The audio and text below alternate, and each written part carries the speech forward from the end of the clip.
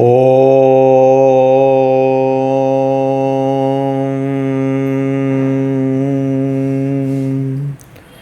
सहनाववतु सहनौ भुनक्तु सह वीर्यं करवावहै तेजस्विनावधीतमस्तु मा विद्विषावहै। ॐ शान्ति शान्ति शान्तिः। हरि ओम। Bhagavad Gita 14th chapter 9th verse। सत्वं सुखे संजयति रज कर्मणि भारत ज्ञानम आवृत्य तु तमः प्रमादे संजयत्युत। भारत, ओ descendant of Bharata, King Bharata, Sattvam, Sattva, the guna Sattva, Sukhe, to happiness, Sanjayati, attaches. Rajah, Rajas, Karmani, to action, Uta, while Tamas, Tamah, Tamas, to indeed, Jnanam, discrimination, Avritya, discrimination or discernment, Avritya, shrouding, Pramade, to miscomprehension, Sanjayati, attaches. So, Sattva attaches or is connected with happiness. Rajas is connected with activity, action. And Tamas is connected with Pramada, misunderstanding or wrong understanding, miscomprehension, wrong comprehension. And it Jnanam Avritya, it clouds discernment, it clouds Viveka. Jnanam Avritya Pramada Sanjayati. It is connected with Pramada. Pramada means error, misunderstanding, miscomprehension. And that Pramada comes because of the clouding of Jnana, Viveka, clouding of Viveka. So, Viveka gets Avritya, it gets covered. The faculty of discernment, discerning faculty gets covered, and a wrong understanding arises. And that is the nature of tamas. Then Sri Krishna says, Rajas tamas chabhibhuya sattvam bhavati bharata rajas sattvam tamas chaiva tamas sattvam rajas tatha. Bharata, again descendant of King Bharata or descendant of the Bharata dynasty. Sattvam, Sattva guna, Rajah, Raja guna, and Tamah, Tamas guna, Cha, and Abhibhuya, predominating, Bhavati, arises, Rajah, Rajas, Sattvam, Sattva, Tamah, Cha, and Tamas, Eva, likewise, Tatha, similarly, Tamah, Tamas, Sattvam, Sattva, Rajas, Raja, etc. So here what is told is, in different individuals or at different times in the same individual, different gunas have their predominance. So Sattva arises by predominating Rajas and Tamas. And likewise, Rajas predominates Sattva and Tamas. And Tamas also predominates Sattva and Rajas. So it depends. Particularly when somebody is tired, then Tamas predominates. When somebody is very active, Rajas predominates. When someone is calm, then Sattva predominates. So even in the same individual, at various times, various gunas, they have a predominance over the other two gunas. And also, in some people, there is a tendency to have more of a particular guna. So, because of the quality or internal tendencies, samskaras of a person, some gunas take predominance over others. So if a person is usually restless, then it is the predominance of rajas. If a person is usually indolent, lazy, then that's a predominance of tamas.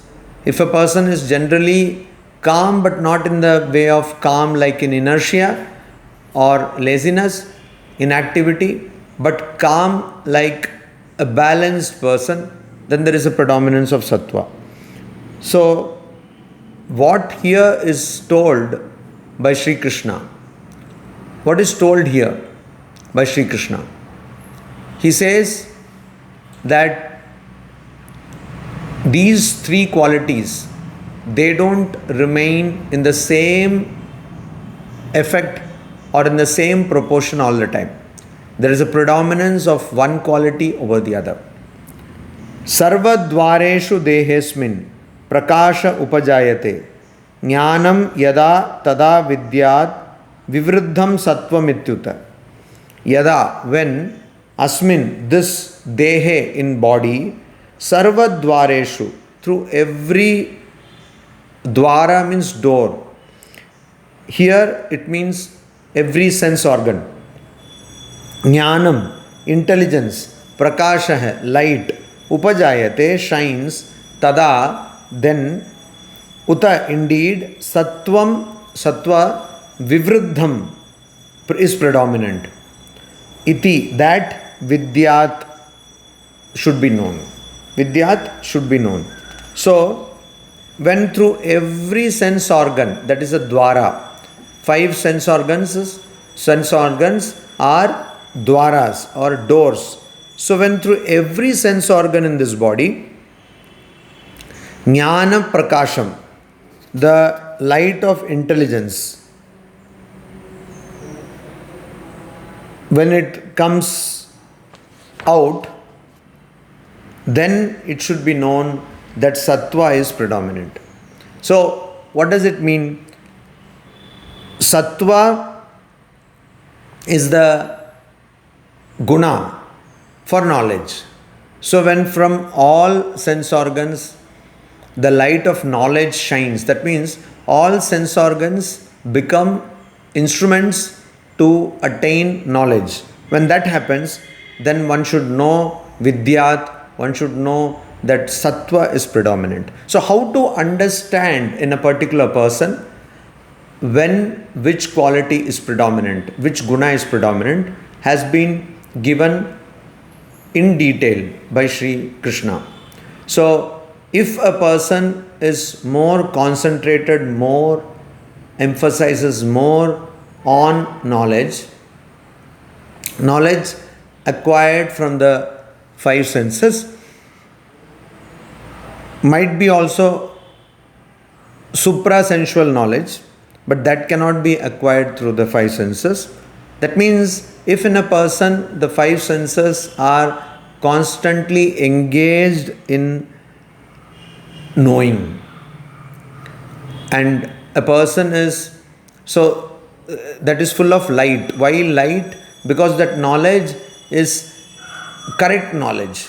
It's not confused knowledge or deluded knowledge. Correct kind of knowledge. When a person is emphasizing that process of knowledge, then one should know that that person is sattvic. That person is having a predominance of sattva. At no point of time can we say that a person is entirely sattvic or entirely rajasic or entirely tamasic, because all the 3 gunas obviously remain in a person. But the question is, which takes predominance? So when you say that a person is rajasic in nature, what one essentially means is that there is a predominance of rajas in that person, not that there is no tamas or sattva. Then in the 12th verse, Sri Krishna says, Lobha pravrittirarambha karmanam ashamaha spruha rajasyetani jayante vivruddhe bharatarshava. So Bharatarshava, as I have told in the previous classes, Bharatarshava is, Rishabha means bull, Bharata means one who belongs to the Bharata dynasty. So, bull among the Bharatas. So, bull, just like lion, is an imagery for a person who is best. Similarly, bull was an imagery in those days for a best person. So, bull of the Bharatas, Lobha, greed, pravritti, activity, pravrittihi, activity, karmanam, of actions, arambha, the undertaking, ashamaha, unrest, spriha, longing, etani, these, rajasi, rajas, vivruddhe, having become predominant, jayante, arise. So, greed, activity, undertaking of actions, unrest, longing, all these arise when rajas is predominant. So, that is what is told here. So, when rajas is predominant, then greed is there, activity is there, undertaking of actions, arambha. A person who is predominantly rajasic wants to take up new activities, rajasaha. And ashamaha, there is unrest, there is no rest, spriha, and there is longing. So there is desire, there is longing, there is a desire to start new ventures, and there is greed, there is activity. So desire naturally will lead to activity, it will naturally lead to the beginning of new ventures, arambha, and it will also lead to longing, expectation that my desire should be fulfilled. So, unrest, why? Why unrest? Because a person's mind, a person who is having a predominance of rajas, that person's mind is agitated with joy, with attachment, with happiness, misery, etc. So, that person is constantly pulled by the vagaries of the mind, by the different states of the mind. Aprakasho pravrittischa pramado moha evacha tamasyetani jayante vivruddhe kurunandana. Kurunandana, O descendant of Kuru. Nandana here means offspring or child. So, descendant of Kuru dynasty. Kuru dynasty, the dynasty of Kauravas. So, Pandavas are also Kauravas. They are not different, they are not from a different dynasty. Pandavas are also Kauravas. But because they are the children of Pandu, so it has been called, they have been called Pandavas. But they are also Kauravas. So, Kuru Nandana, O descendant of Kuru, Aprakasha, darkness. So, instead of saying Andhakara, Aprakasha means darkness. Apravrittihi, inactivity, inertness. Cha, and Pramadaha, miscomprehension. Mohaha, delusion. Eva, also. Cha, and Etani, these. Tamasi, tamas, vivruddhe, having become predominant, jayante. So, just like activity, beginnings, longing, greed, etc. come when there is they arise when there is predominance of rajas. Similarly, when there is predominance of tamas, that is darkness, inactivity, inertness, miscomprehension, delusion, all these arise when tamas is predominant. So, saying, O descendant of Kuru, when tamas is predominant, all this arises. And why darkness, inertness, etc.? Because as it has been told, what does tamas do? Tamas, it avritya, jnanam avritya tu tamaha, pramade sanjayatyuta. So, it sanjayati, it attaches itself to pramada, miscomprehension, wrong understanding, erroneous understanding, by jnanam avritya, by covering viveka, Jnanam here means Viveka. So because Viveka or discernment is covered, what arises is darkness, inactivity, wrong understanding, etc. So these are the three states of when a particular guna becomes predominant. When sattva becomes predominant, it is a different state. When tamas becomes predominant, it is a different state. When rajas becomes predominant, it is a different state. Yadha sattve pravriddhetu pralayam yati deha bhrit tadottama vidam lokan amalan pratipadyate. Yadatu, when sattva, pravriddhe, having become predominant, dehabrit, the embodied one, pralayam, death, yati, meets, tada, then, uttama vidam, of the knowers of the highest, amalan, the spotless, lokan, worlds, pratipadyate, attains.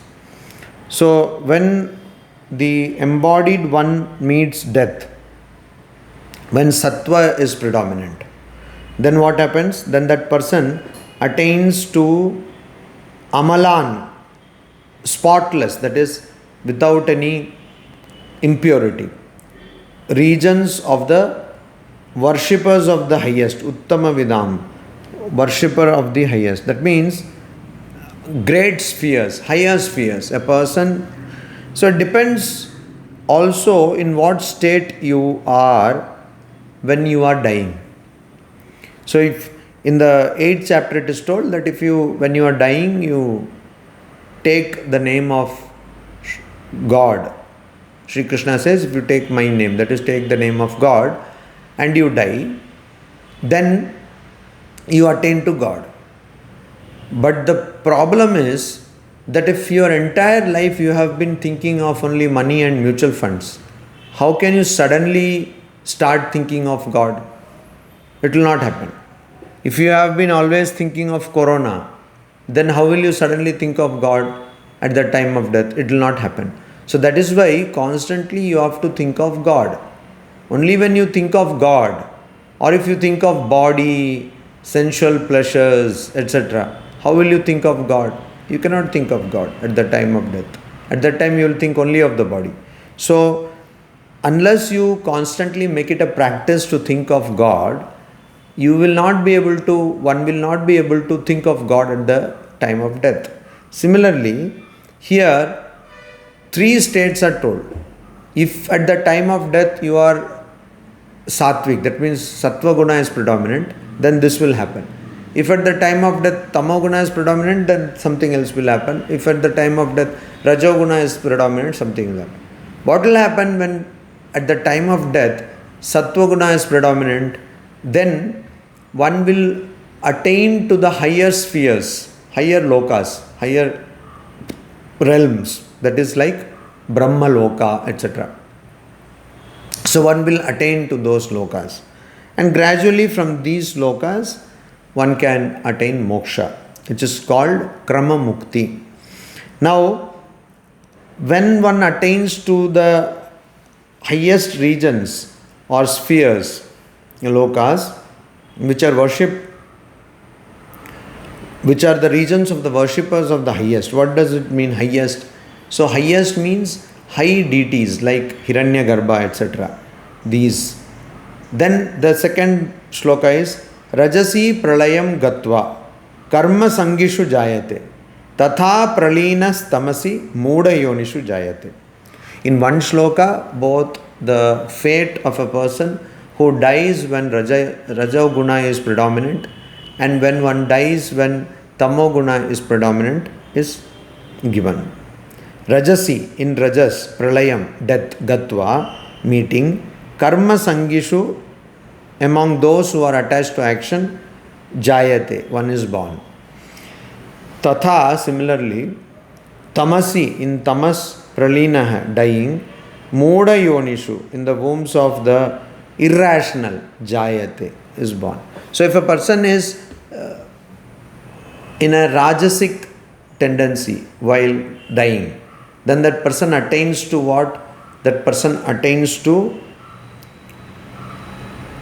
those people is born, does not attain in other world, but is born among people who are attached to action.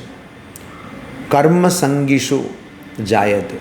So if a person dies with a predominance of rajas, then that person will be born in a family who are constantly doing business and doing things. Even in dining table, at the dining table, they are thinking of various business, etc., etc. So there is no rest. Since childhood itself, that person would be constantly engaged in activity. If somebody dies when there is a predominance of tamas, then that person will be born mudha yonishu, among irrational people who have no education, people who have no access to scientific thinking, logical thinking. Like if you go to some areas, people, they don't go to doctors, they go to quacks. They will go to what is called witch doctors. That means they will go, somebody will come, tell something, and they will give some prasada maybe, or some other thing, and they will say it will get cured. So even so-called educated people sometimes fall prey to this. Why? They are not rational. They are not rational. They are not thinking logically. Why does it happen? Because probably in the previous birth, when they were dying, they died when they were in the predominance of tamoguna. So tamoguna was predominant, and so they died at that time. So this we have to. So that is why constantly trying to cultivate sattva guna will lead to a better hereafter. Om Shanti Shanti Shanti Hari Om Tat Sat Shri Ramakrishna Arpanamastu.